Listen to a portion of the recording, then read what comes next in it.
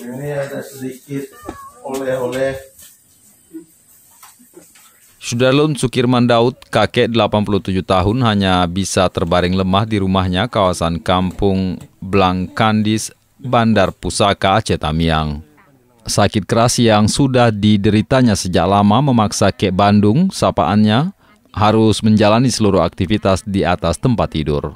Kondisi Kek Bandung memang cukup memprihatinkan.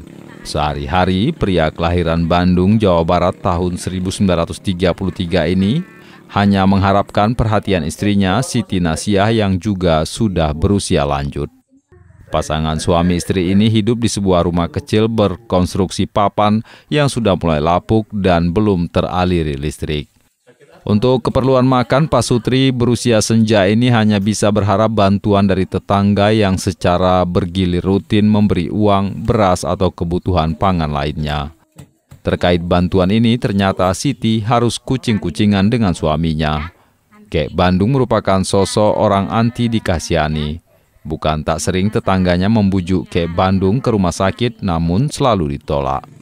DPRK Aceh Tamiang melalui Komisi 1 secara khusus membentuk Kosambi atau Komisi 1 Misi Berbagi untuk menjenguk Kek Bandung di rumahnya Jumat 17 Januari 2020. Dalam kunjungannya, Kosambi tidak hanya memberi bantuan uang dan sembako, tapi juga menyediakan armada untuk membawa Kek Bandung ke RSUD Aceh Tamiang.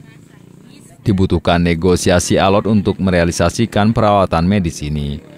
Meski sudah dibantu bujukan tetangga dan kepala desa, Kek Bandung tetap bersikeras tidak mau dibawa ke rumah sakit.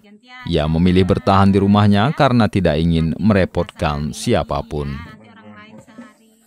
Dari Kuala Simpang, Rahmat Wiguna, Serambi On TV.